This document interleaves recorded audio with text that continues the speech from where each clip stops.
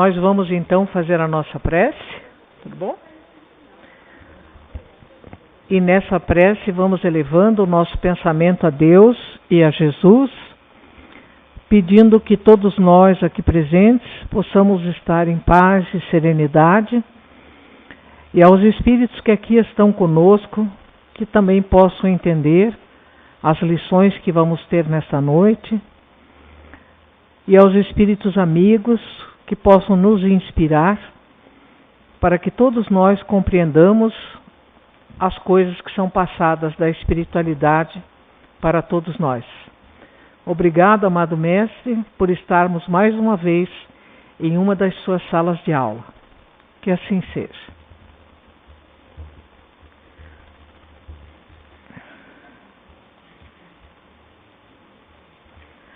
Nós então paramos na prece do Joãozinho, né? O Joãozinho é neto da dona Albina. Quem são os alunos da dona Albina? São esses daqui, né? Ou aqui. Então, alguém pode me dizer alguma coisa sobre a prece do Joãozinho? Por que ele estava tão preocupado? Chamaram o Joãozinho para fazer a prece porque ele era um menino diferente.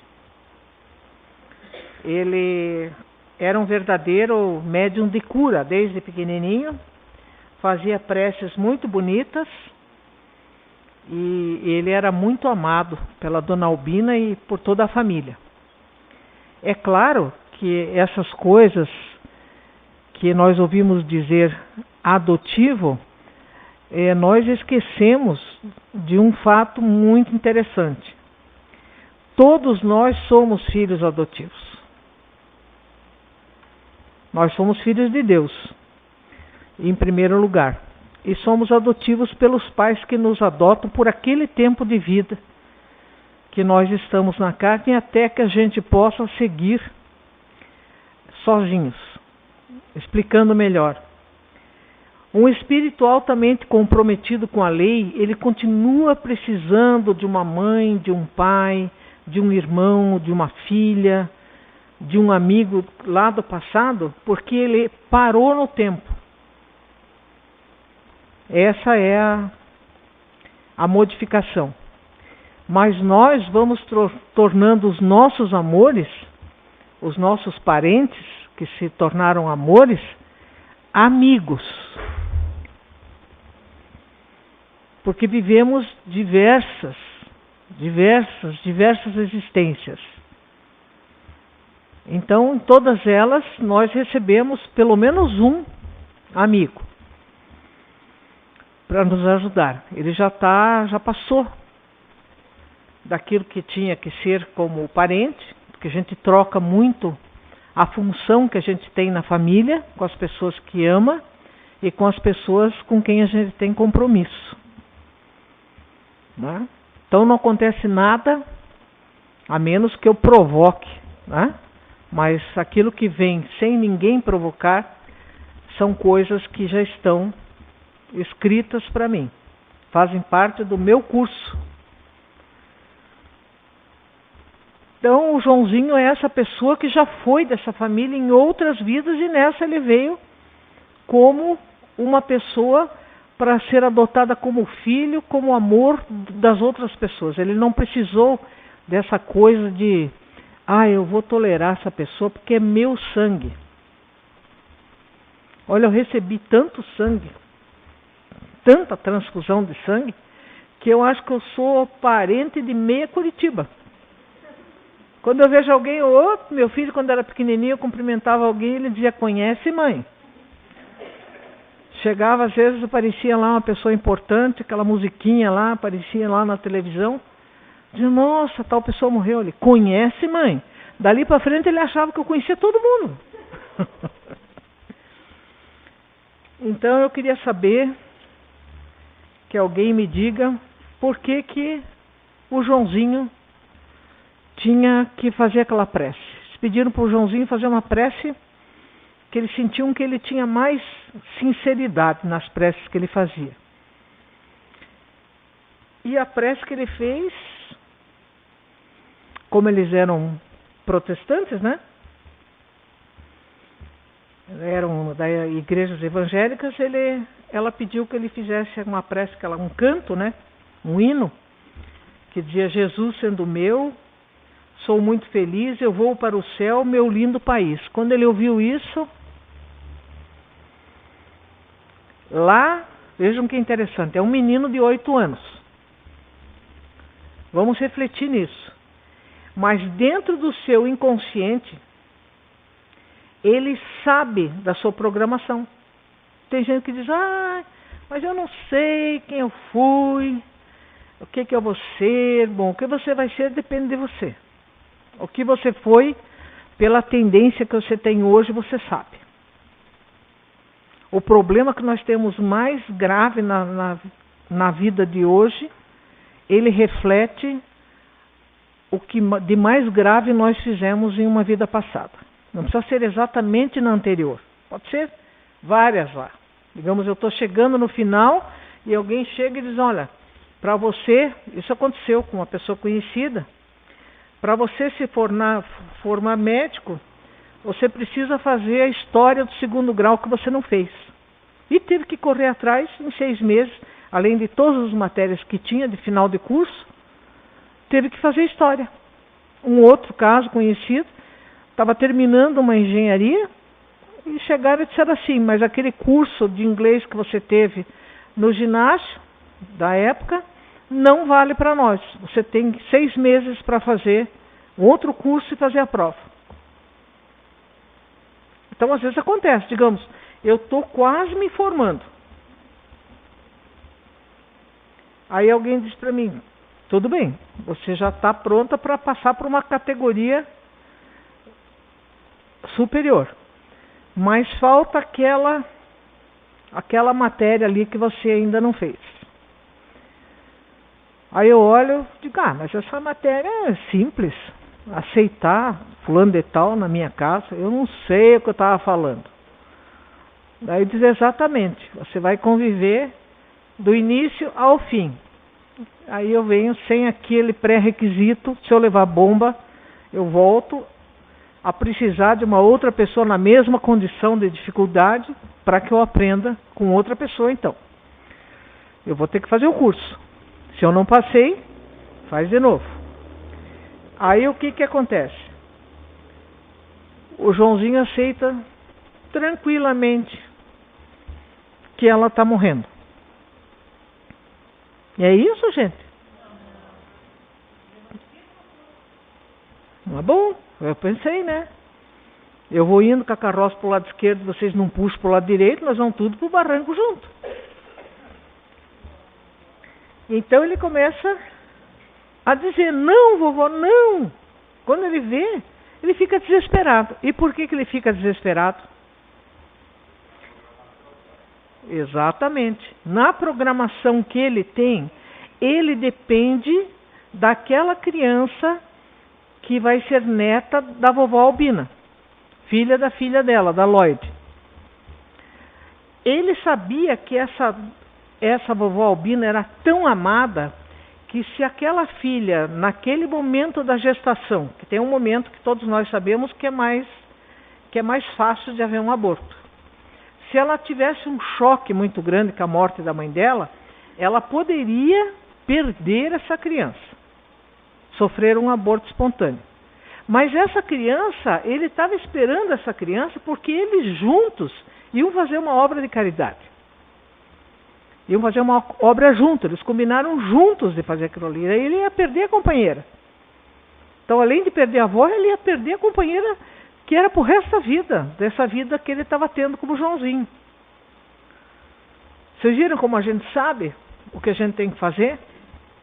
E fica meio amortecidinho ali na cabeça, mas fica ali.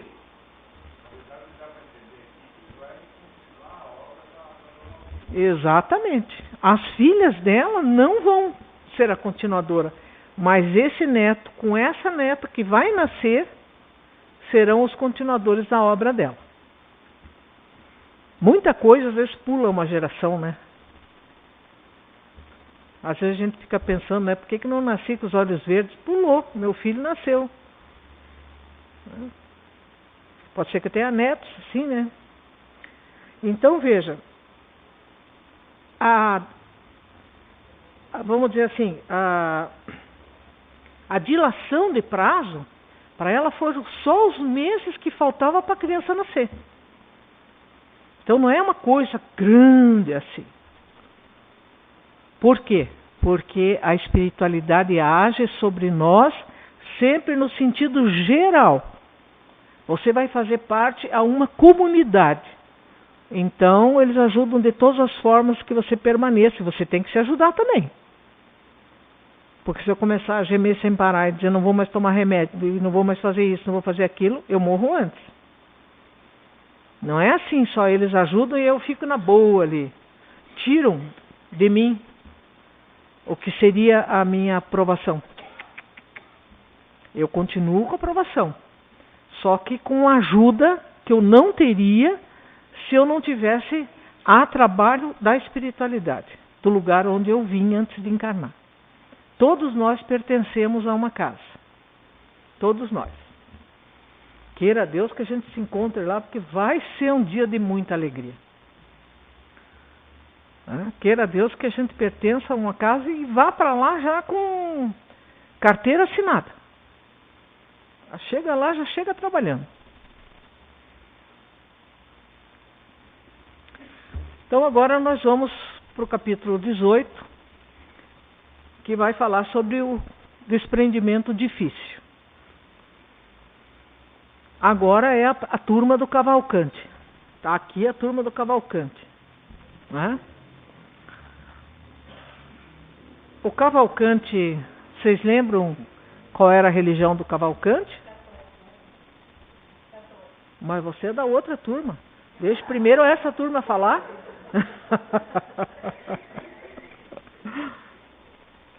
Então vejam. É bem interessante porque a gente tem vários e vários relatos. E não é questão de dizer que é só aqui. Nas obras de André Luiz, tem as obras também excepcionais que nós temos aí para leitura, do próprio Kardec, temos as obras de Manuel Filomeno de Miranda, e nessas obras, e também nas reuniões que nós participamos, vários e vários e vários relatos da pessoa que chega completamente despreparada. Ou ela não teve religiosidade nenhuma. Tem gente que a gente toca em nome de Jesus, ele não sabe quem é. E de Deus também ele não sabe de quem está falando. Nunca se preocupou com isso. Mas das religiões conhecidas, o que chega em pior situação é o católico. Porque ele não está preparado.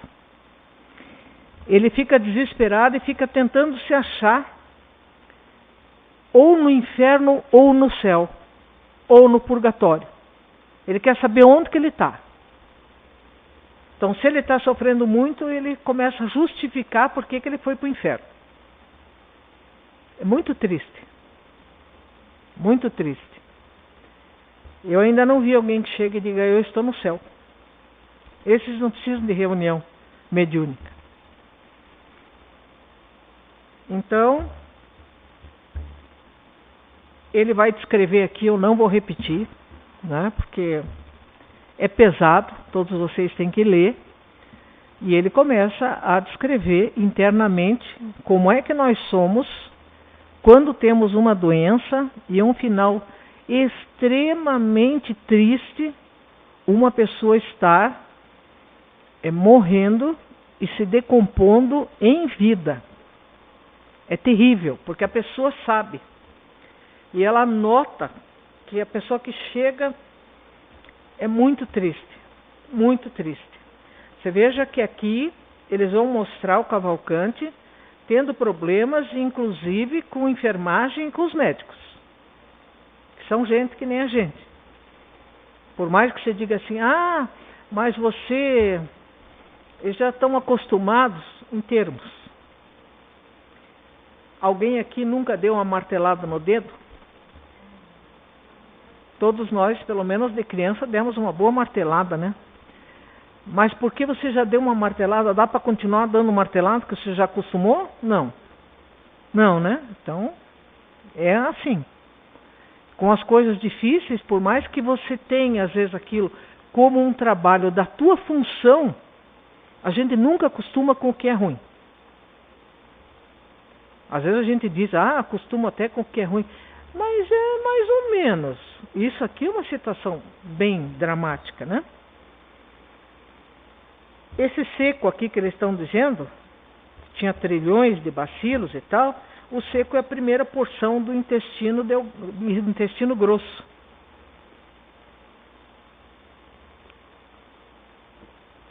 Então a gente olhando assim, a gente pode imaginar como se sente um espírito, uma pessoa que se suicidou. Ela continua nesse processo. Vai, anos e anos e anos. Não é uma caixinha, é uma forma que todos cabem lá. Não. É uma situação onde a pessoa deliberadamente, por algum motivo que não nos cabe, ela resolveu pular fora e o corpo fica ligado até o tempo que ela precisava se liberar. Nunca falta providência divina.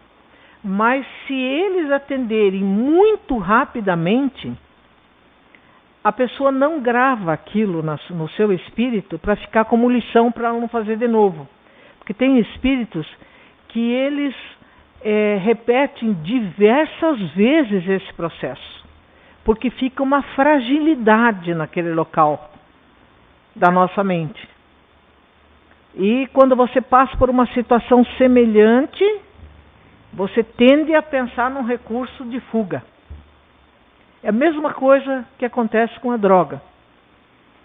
Você diz que você está livre da droga, ninguém se livra da droga porque parou com a droga. Nessa encarnação, você vai ser uma pessoa viciada e vai ser testada na próxima. Mas qualquer problema que te traga uma angústia muito grande, você volta para o vício. Volta para a droga, volta para o álcool. Né? Seja lá o que for. Então vejam aqui. O doente, por fim, já não suportava nenhuma alimentação. O estômago expulsava até a própria água simples, deixando-o exausto em vista do tremendo esforço despendido nos reiterados acessos de vômito. Eu sei o que é isso, um pouco, mas sei. É muito triste. O sistema nervoso central e o abdominal, bem como os sistemas autônomos, acusavam desarmonia sempre crescente. Vejam bem, nós estamos caminhando nessa lição para uma situação que muitas e muitas vezes as pessoas perguntam. E a eutanásia? E a eutanásia? Aqui nós vamos ver que em relação à doutrina espírita, eutanásia nunca. Mas ele está assim, não tem mais jeito. A recomendação é que o médico só vai interromper aquele sofrimento se não houver nenhuma possibilidade de tratamento para aquele paciente. Se ele não estiver falando, não estiver lúcido, eles não podem fazer isso. Por mais que seja difícil. Porque também a experiência nos fala através das pessoas que voltam e contam o que aconteceu depois que alguém teve um gesto piedoso de eutanásia. E o ódio que eles sentem, porque nós comentamos isso em alguma quinta-feira aí. Às vezes nos últimos tempos, não tempo longo assim, mas no último tempo pequeno de vida, quando está terminando já a tua encarnação, você pode perder a encarnação. Isso é uma das causas. tomar um monte de remédio ao mesmo tempo, não tomar nenhum que precisa, também. Porque às vezes a equipe espiritual, que é imensa, eles tentam nesses momentos acertar débitos com os parentes, com a lei. E às vezes as pessoas vão dizer assim, mas eu já gastei tudo o que eu podia. Não gastou. Porque quando você devolveu tudo que você devia, acaba o problema. Se você tiver de posse de um dinheiro indevido e aquela pessoa estiver morrendo, enquanto você não gastar tudinho, a pessoa não parte. Não é a lei de causa e efeito? Ou a gente pensa que a lei de causa e efeito é feita para os outros, para os bandidos?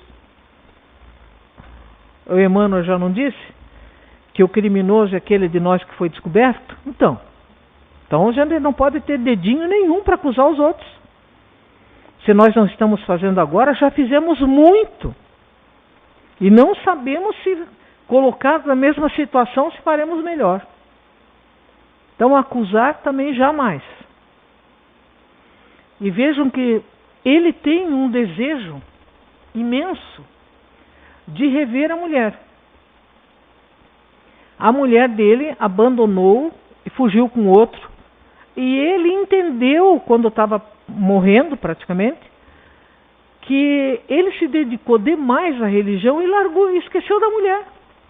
Isso pode ser também em relação ao trabalho. De repente aquela mulher não tem nunca aquele marido, ele está só trabalhando, ele não quer saber de conversa fiada. Assim como tem mulher que a hora que você pisa no soalho dela, ela vai atrás de você com um pano com cera e já o outro na outra mão para lustrar. Ah, meu Deus! Já entraram numa casa dessa? Uma cera aqui e um pano de lustrar. Você põe o pé, quando você levanta o pé, você não deu a passada, a pessoa já limpou. Você imagina você viver com uma pessoa dessa? Tudo que é excesso é doentio, né? Então,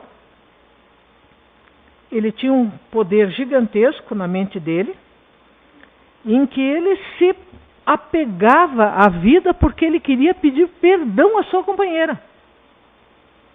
Porque ele descuidou do seu casamento.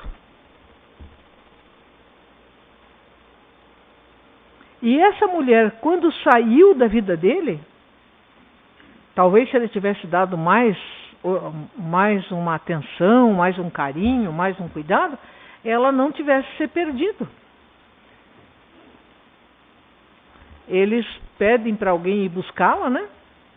E ela vai chegar num estado lastimável, porque morreu de sífilis.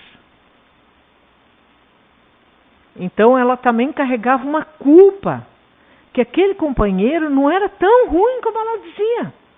Que ele cuidava, ele trabalhava, punha as coisas dentro de casa, era um homem religioso. Ela foi buscar aventura. Quem procura, acha. Então, decorridos mais de 4 dias em que estávamos para o moribundo cuidadosamente, Jerônimo deliberou fossem desatados os laços que o retinham à esfera grosseira. E a espiritualidade aqui explica com detalhes, com riqueza de detalhes, que eles vão fazendo pequenas hemorragias para ir esgotando o fluido vital e deixando que a pessoa tenha uma morte cadenciada para que ela possa acontecer o que aconteceu naquele outro desencarne que nós vimos, do Dimas e do outro, que ele foi adensando um perispírito. Ele precisa desse tempo.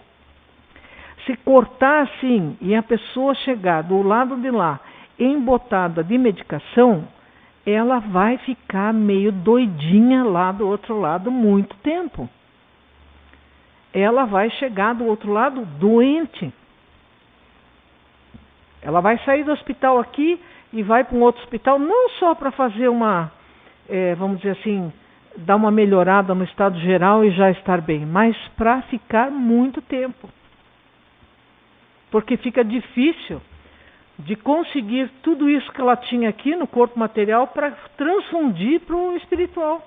Porque quando ela reencarnou, foi ligado molécula a molécula do espírito dela com o corpo. Então não dá muito para pegar de outro, sabe? Não é uma coisa tão simples assim. Senão eles fariam. Então eles começam a provocar pequenas situações para que a pessoa vá realmente se desprendendo. Mas aquilo tem que ser no tempo deles. Não é no nosso tempo.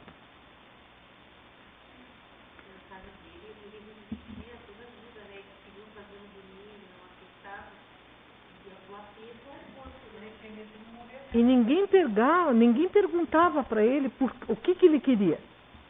Ninguém perguntava. Vocês viram que gentileza do padre? Vocês cuidado de chamar esse padre aí, porque ele vem.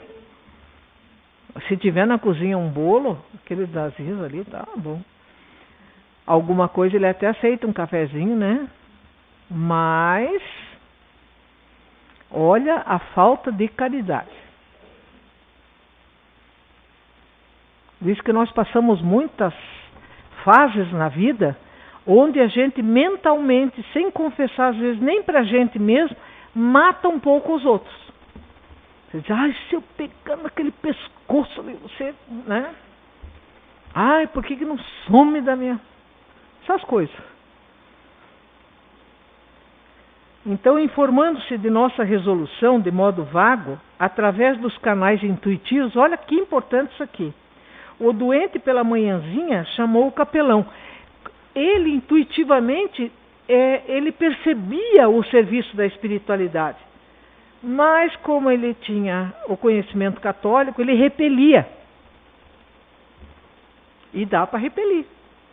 Você vem aqui lá e nós vamos prestar uma ajuda. Você diz, não quero. Pode sair daqui. Eles vão embora. Tem gente que quer. Eles têm mais trabalho. A gente decide a vida da gente. Não é?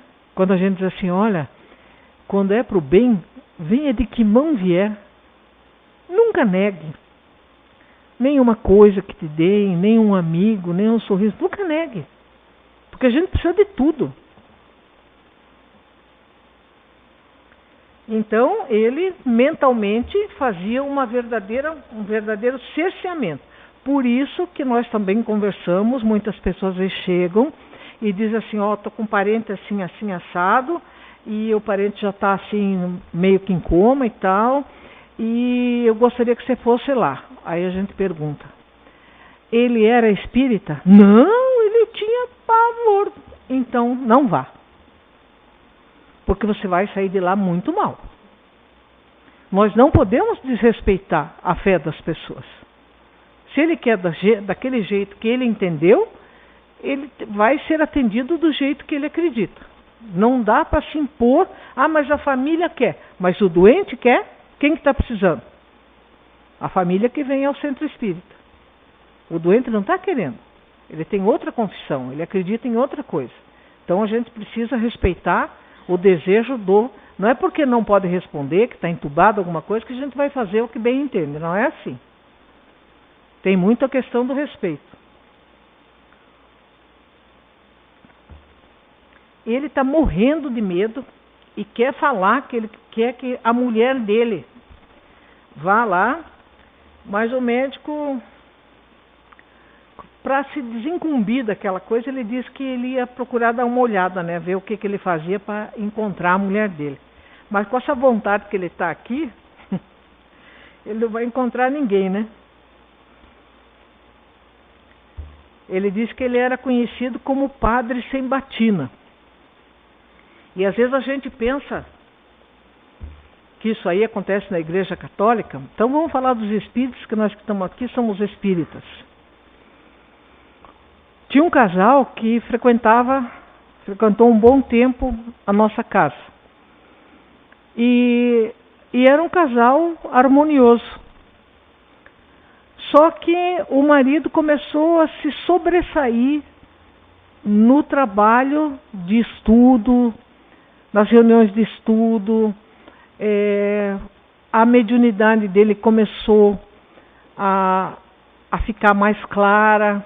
Ele começou, mesmo sem participar da reunião mediúnica, ele começou a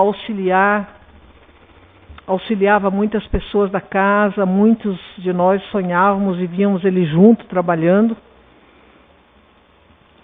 E a mulher começou a ficar numa ciumeira e numa gastura que enquanto ela não tirou o marido, ela não sossegou.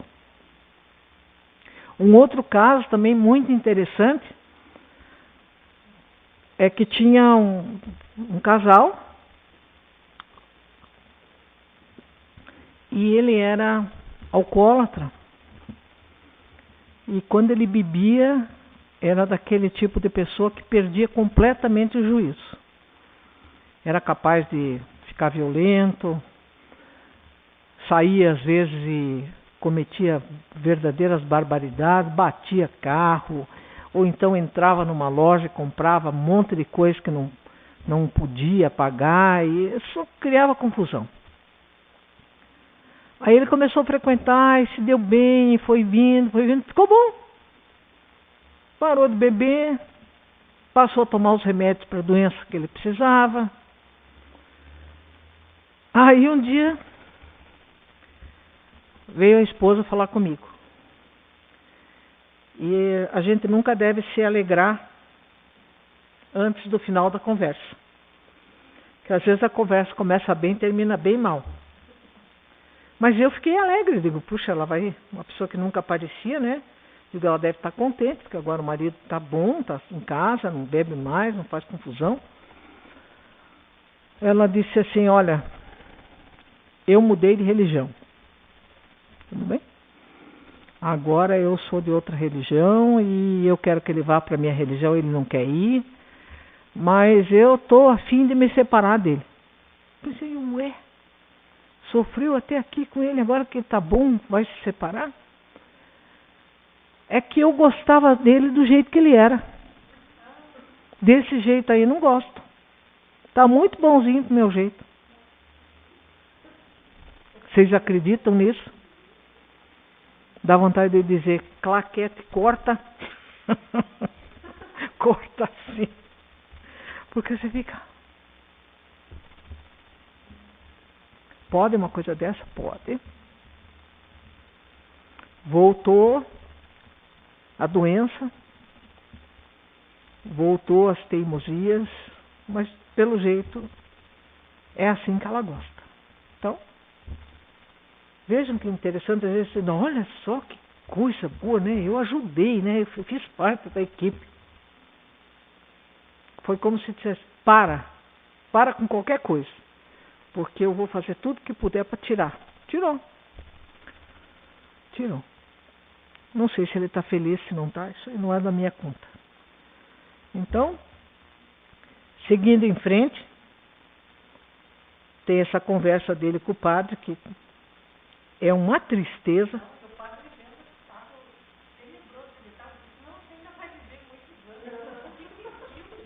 Mas aquilo ali se chama encerra a conversa.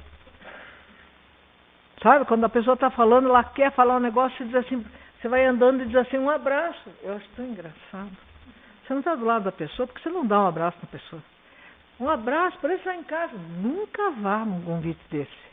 Você não sabe que dia, quem é que você pode ir, nem nada. Isso é coisa vaga para encerrar a conversa. Qualquer hora a gente se fala, mas não está falando.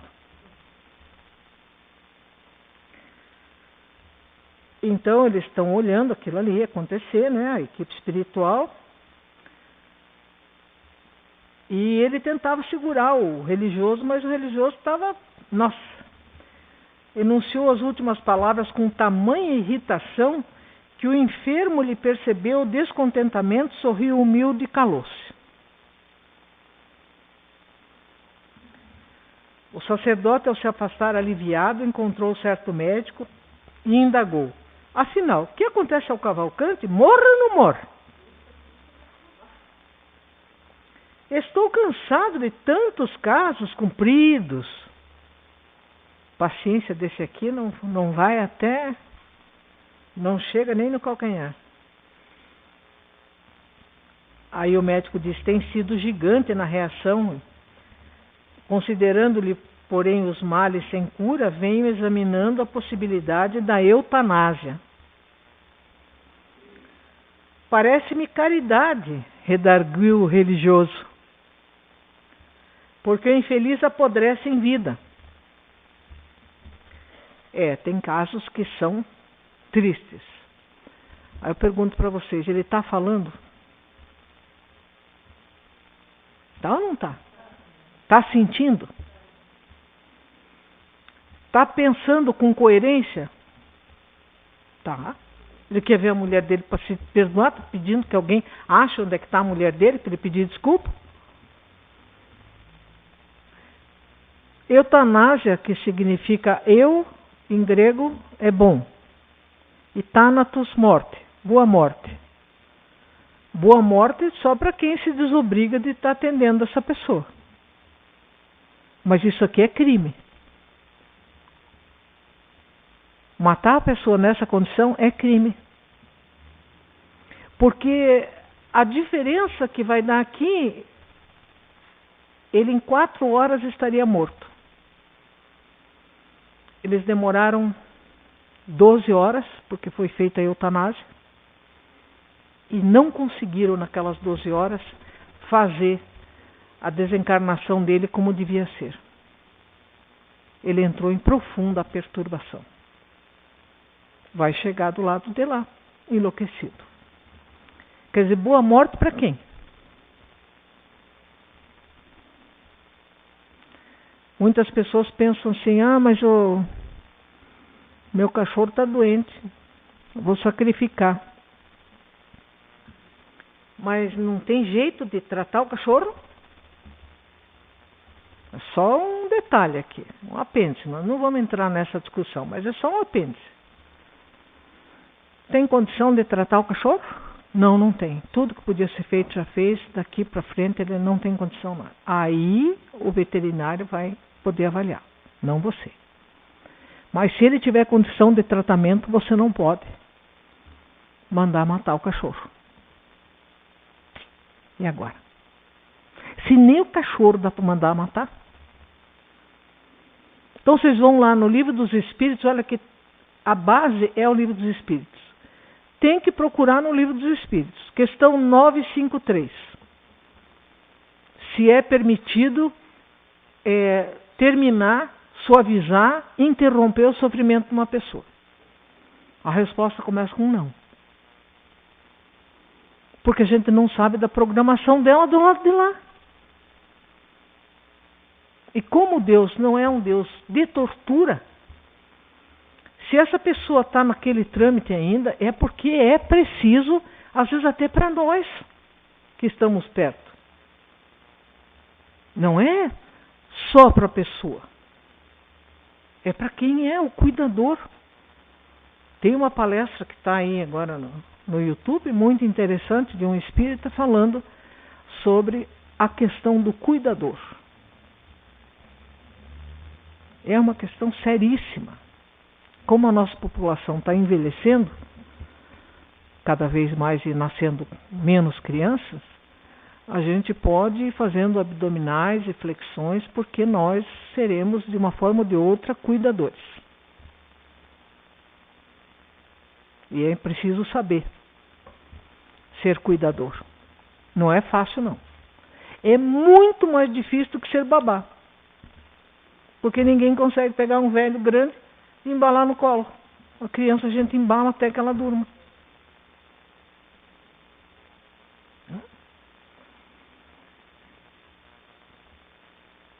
Bom, aqui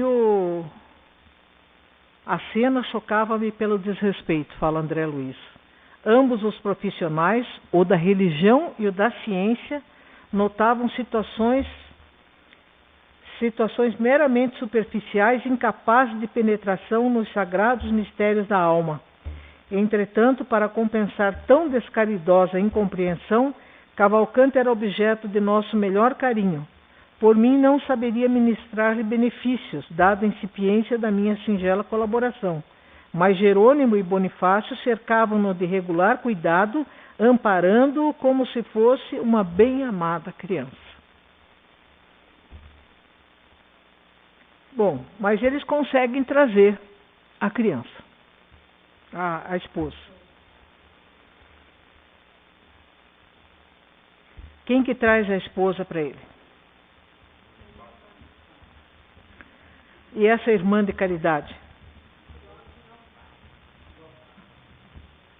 Mas eu acho tão engraçado quando falam irmã de caridade, porque eu entrei numa escola católica, era bem católica, vivia cheia de medalhas no peito, de não perder missa e nada, sabia a missa em latim, era coisa de louco. Daí ele chamava de irmã de caridade. Mas olha, se aquilo era irmã de caridade, eu fico pensando quem era a irmã da maldade. Porque o que falava para a criança de 6 anos que ia para o inferno porque tinha pego uma maçã que estava caindo do pé, de tanta maçã, que iria para o inferno. A maior tristeza. Estava fazendo 7 anos. Fiquei feliz da vida. Criança, né? Chega na escola, professora é tudo. Antes que eu chegasse para a minha professora, que realmente era uma ótima professora, a irmã Maria Letícia, eu falei para essa aqui de caridade, ela era a irmã da maldade. Eu disse para ela, sabe, irmã, que eu estou fazendo 7 anos hoje. Ela disse, pois é, deixou de ser anjo, daqui para frente entra na carreira dos demônios. Eu fiquei tão triste de fazer 7 anos. Digo, meu Deus do céu, agora quer dizer que eu não tenho mais chance de ser anjo? Nem na igreja assim, fazer primeira comunhão, aquelas asas que eu tanto queria. Meu pai não deixou. Ele disse, isso não. Você de asa não combina. Olha, jogam a gente na fileira dos capetas, depois não querem, né? Então, essa frieza é de muitas pessoas. Eles eram da religião dele que estava morrendo. Mas é de muitas pessoas em qualquer confissão religiosa. Às vezes você consegue encontrar muito mais carinho e compreensão e ética numa pessoa que se diga ateu do que num que se diga religioso. Porque às vezes o ateu, ele é ateu para esse Deus que criaram aí, que aponta o dedo, que sacrifica, que machuca, que castiga. Esse aí nem eu não acredito. Qualquer pessoa de bom senso não acredita. Mas ele tem um senso, às vezes, de bondade maior do que muita gente que fica nas casas espíritas, nas igrejas e continua mal. Né? E sai por aí falando que Deus mandou matar. Eu quero saber aonde que está isso escrito. Aonde? E muitos podem pensar assim, no Velho Testamento não tem. Os 10 mandamentos estão no Velho Testamento. E o Velho Testamento fala de amor. Ele conta histórias de maldade, mas é literatura. Não dá para comparar. É literatura. São histórias para ensinar que aquilo não deve acontecer. Mas as leis de Deus estão no Velho Testamento. Amarás ao Senhor teu Deus, começa com amor. Como é que está no Velho Testamento? Está nada. Está na cabeça de quem interpreta uma literatura, uma parábola, no sentido literal. Incapaz de ter uma metáfora na cabeça, incapaz de entender aquilo como uma literatura.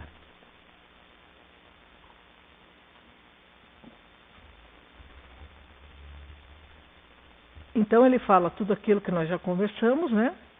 Fica pensando sobre como ele queria encontrar essa mulher e penitenciar-se dos erros passados, pedir perdão. Você veja que tamanha humildade tocava o coração dos espíritos que estavam ali do lado e eles atendiam, independente de ele ser católico. Eles não ficam perguntando qual é a tua religião para saber. Assim como na casa espírita, ninguém está autorizado a perguntar a religião de ninguém. Se a pessoa está aqui porque ela quer conhecer alguma coisa de espiritismo. Agora, se ela vai se tornar espírita ou não, tem gente que pode frequentar 40 anos, 50 anos e nunca se tornar espírita. Porque a gente tem que se tornar espírita pelas atitudes, não é por frequentar o centro e tomar passe.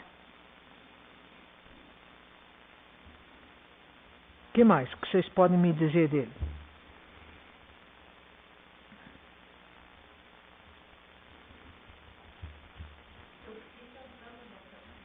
Você não é dona desta lição.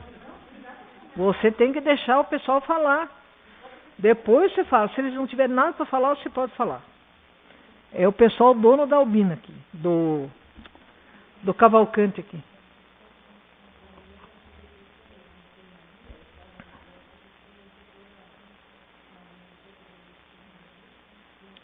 Todos têm. As cenas são deploráveis porque tem gente que entra no centro espírita abraçado com 10 obsessores terríveis. Então, os que estão lá, eles estão rogando praga contra Deus, achando que Deus é culpado daquele sofrimento. Então, eles criam um ambiente que lhes é próprio. Um pode estar numa cama no inferno e outro estar no céu. Depende de qual é a vibração dele.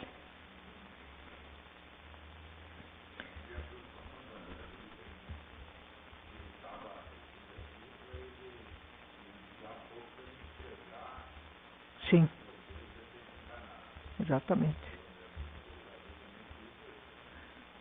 Falou o que eu queria que falasse. Vou ter que trazer umas bexigas, umas balinhas para distribuir para as pessoas que falam as coisas, né? Olha, dá para você repetir um pouco, mais uma vez, para o pessoal ouvir isso?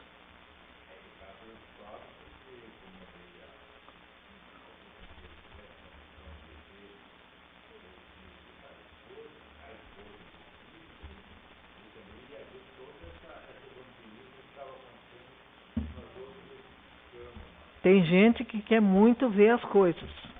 Não tem como abrir a visão só para o que você quer. Se me derem um telescópio, eu vejo tudo que está no campo de ação. O bom e o ruim.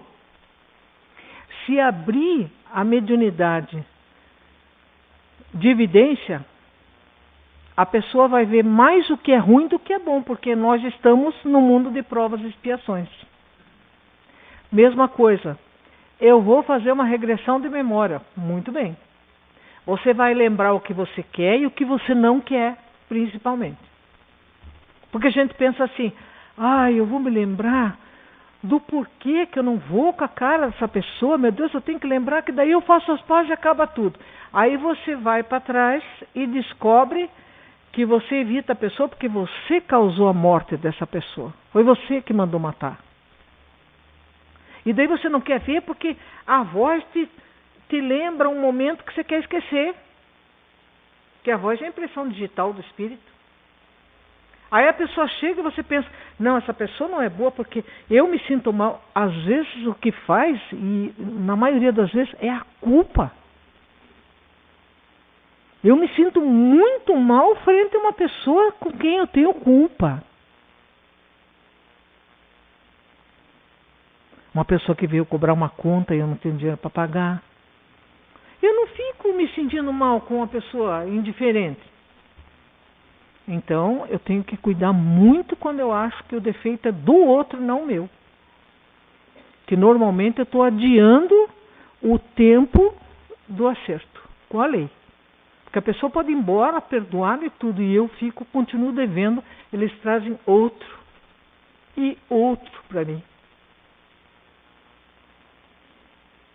Outra coisa muito importante que ele diz aqui é: a dor desenha a tela da lógica no fundo da consciência, com muito mais nitidez que todos os compêndios do mundo. A gente, por amor, avança pouco, mas na dor, outra coisa: ninguém corte onde pode desatar. Você não quer mais ter relacionamento com essa pessoa, seja de casamento, seja de amizade, seja comercial, seja relacionamento que for. Desate. Não corte. Porque a gente não sabe o amanhã. E às vezes a gente vai precisar de uma situação em que a gente esteja frente a frente. Se você tiver cortado, você vai ter um constrangimento muito grande. Se você estiver apenas desatado, você vai ver que as coisas vão correr de forma normal.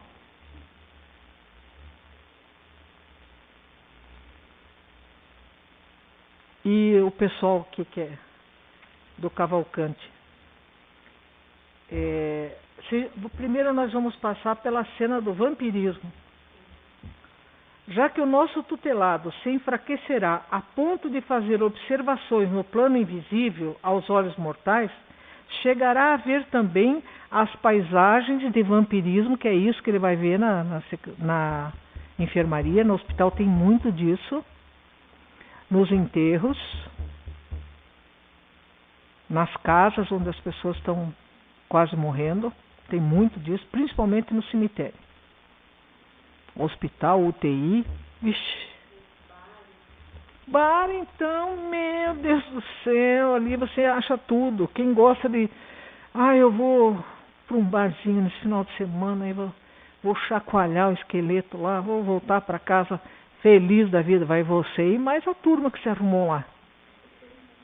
Vai todo mundo.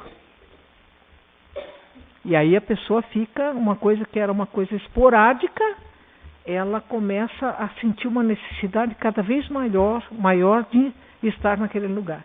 Por quê? Porque ela foi pega. Para os vampiros, nada melhor do que um sangue novo. Nada melhor. Então, ele começa a ver as cenas deploráveis, onde ele está, do vampirismo em volta daquelas pessoas ali. Porque são pessoas que estão com ele, que não têm o hábito da prece, então não tem proteção. A proteção dela está longe, porque elas não acreditam na espiritualidade, não acreditam em Deus, não acreditam na subordinação às leis divinas. Então elas foram da matéria, só usaram a matéria, só pensaram em gozar a vida. Desta forma, material, dos sentidos, nada espiritual. Então elas são acompanhados de quem também só pensa isso. Quando a luz aparece, em determinado plano onde a criatura esteja apta para ver, tanto enxerga o pântano como o céu. Questão de claridade e sintonia simplesmente.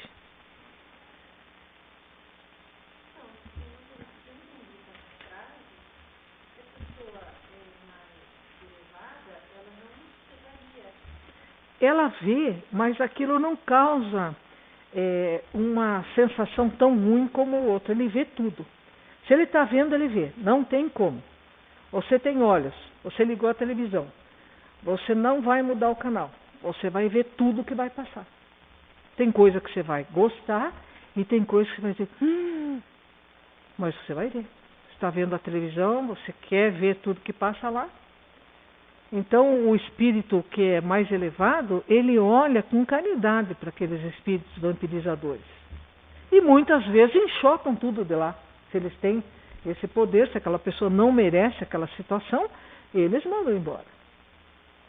Mas se a pessoa não tem vínculo nenhum, como o Cavalcante que está dizendo, não venham me atender. Não quero, eu não quero. Eu não quero atendimento espiritual, se são espíritos, eu aprendi na minha igreja que quando a gente vê espíritos, a gente está no inferno. Então, só pode ver os espíritos que um homem, como nós todos, cheio de defeitos, às vezes até mais, resolveu que aquele lá é santo.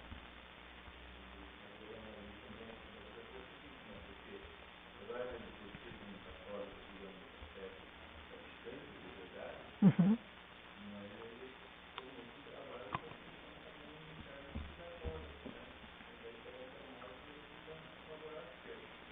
Mas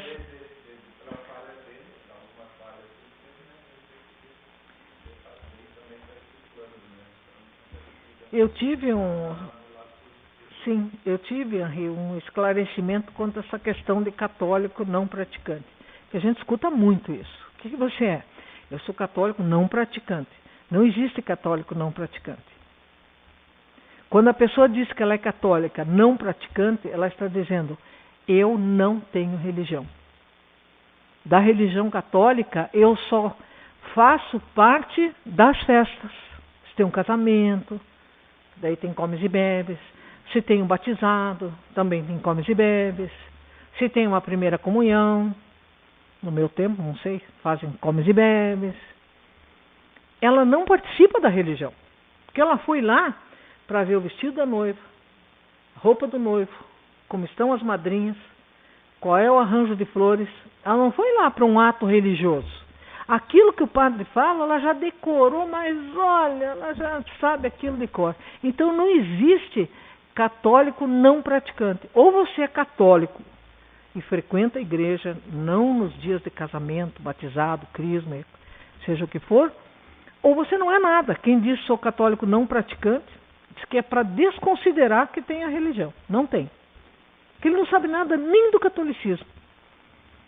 Porque o pouco que ele podia aprender, ele iria aprender durante as prédicas, durante as homilias do sacerdote. Não, mas ele entra lá para um evento social, a gente vai lá, ai, mas essa cinta está me apertando. Oh, meu Deus do céu, será que tenho medo de dar um espirro e arrebentar o zíper do meu vestido, que ele não está servindo mais? E, ai, mas esse sapato é novo, mas como está me doendo no pé. Mas, puxa, ninguém reparou no meu colar ainda, e esse meu penteado hoje ficou ótimo. E assim, aquilo ali não tem nada de religioso. Nada. É uma festa social dentro de uma igreja. E que as pessoas pagam muito caro. Pagam porque querem, porque o padre também não pode ficar botando tapete vermelho e flores de graça. Ele também tem que comprar de algum lugar. Então, quem paga, paga porque quer fazer uma pompa e circunstância. Aí, quando olha para o falecido não, né? Para o paixão, assim já sem aqueles adornos, sem aquele terno, sem aquele charme, sem a emoção da música, descobre que ronca, que quando acorda de manhã é mal-humorado, e ele descobre que ela é feia para danar enquanto não sai do salão ali. O que adiantou toda aquela festa? Aí tem a conta para pagar. Aí começa a briga do casamento. Então, é para não falar mais católico não praticando, quando a gente ouvir isso, para a gente desconsiderar que a pessoa tem a religião. Porque normalmente o evangélico, o luterano, eles têm a ida à igreja e aquilo que o pastor ensina. Eles são pessoas que participam de muitos eventos, né, indo na igreja, aprendendo a cantar os hinos e tudo, e eles se envolvem naquela emoção. Mas católico não praticante não existe. E para finalizar, conseguem trazer a sua esposa, que por sinal,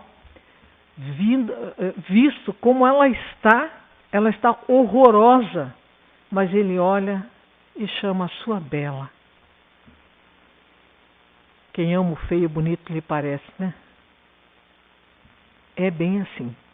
A gente só acha bonito porque é com amor. A gente não ama de verdade esteticamente. A gente pode se apaixonar pela estética, mas não ama. O amor é uma coisa diferente. Não vê estética.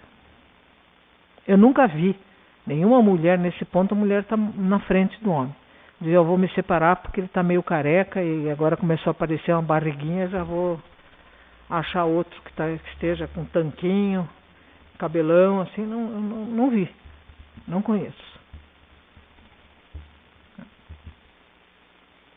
E a conversa deles é enriquecedora. Ao mesmo tempo em que ele pede perdão para ela e reconhece que ele foi um marido falho, no quesito de cuidar mais dela, e ele não era padre para estar dia e noite na igreja. Ele tinha que também fazer um pouco de companhia para essa mulher e dar um apoio, porque ela era um espírito fraco. E ela talvez terminou numa vida dessa de trocar de parceiro justamente porque rompeu o casamento, porque não tinha aquilo que a juventude dela pedia dele. Mas ela também reconhece as qualidades dele e pede perdão para ele.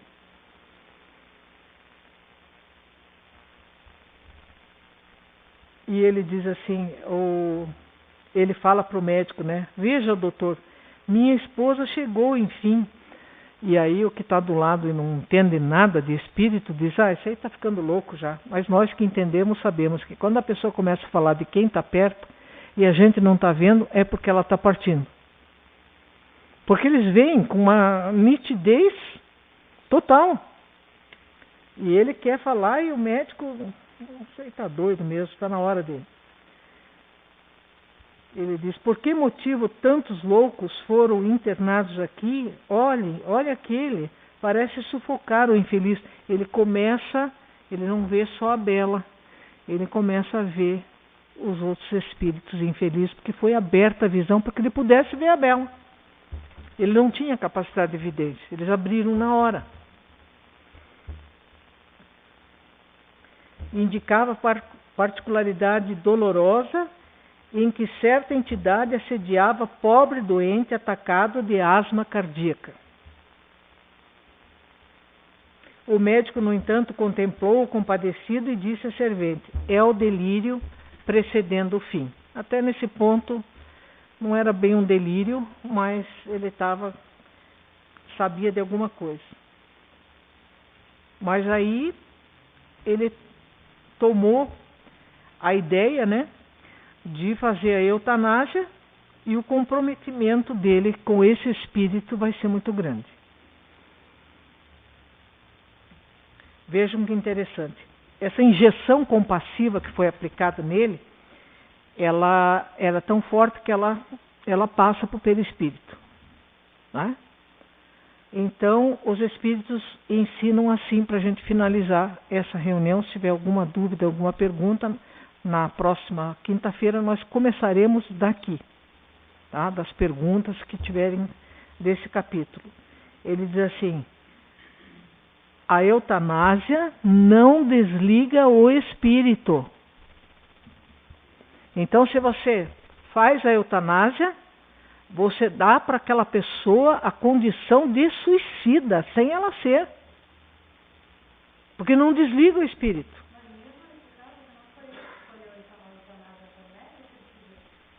Porque não deu tempo de passar. Por mais que tenha sido outra pessoa, é como se a gente dissesse assim, eu não posso sofrer as consequências de um assassinato, eu não tinha culpa, a pessoa veio e me assassinou. Mesmo que você não tivesse aquela culpa, que é difícil, porque se você morre assim, alguma coisa a lei ajustou naquela hora, mas você vai sofrer a consequência do impacto, a raiva que vai te dar de você ter saído, não poder falar com a família, e ficar longe. Você vai ficar um bom tempo desequilibrado. Eles vão tentando ajudar e tudo, até que você entenda, você sofre por uma coisa que os outros fizeram. Porque você, na hora você não vai entender, como que fizeram isso comigo? Eu estava passeando na rua quietinha ali, não estava fazendo nada para ninguém, de repente não sei de onde que veio. Quando eu vi eu estava no chão, e quando eu vi eu estou aqui, eu morri. A pessoa fica doida quando ela não passa pelo processo de doença, que é o salão de beleza do espírito. Essa doença longa é o salão de beleza do espírito. Quando ela não passa por isso, ela chega perturbada na hora da morte. Ela não está preparada. Toda morte por acidente, infarto, essas mortes súbitas, que a pessoa está falando, está conversando, e de repente chega alguém para visitar de tarde, a pessoa já morreu, a pessoa entrou em desequilíbrio. Ela não se preparou, ela não teve o tempo da doença que vai tirando tudo que pode tirar da gente para a gente ir leve para o outro lado. Então é isso. Semana que vem nós começamos daqui. De qualquer dúvida que vocês tenham, podem trazer, que a gente recomeça daqui das perguntas, para daí entrar no capítulo 19. Gostaria de dizer a vocês que tá difícil de comprar livros da FEB, porque já expliquei para vocês que a FEB, ela simplesmente desmontou toda a estrutura que tinha e agora começa a ficar quase impossível de achar livros deles, subiram bastante de preço e daí tem um monte de livro em falta, virou uma bagunça. A parte editorial virou uma bagunça. Ninguém entende nada e as distribuidoras não recebem e os livros não são reeditados, tá desse jeito.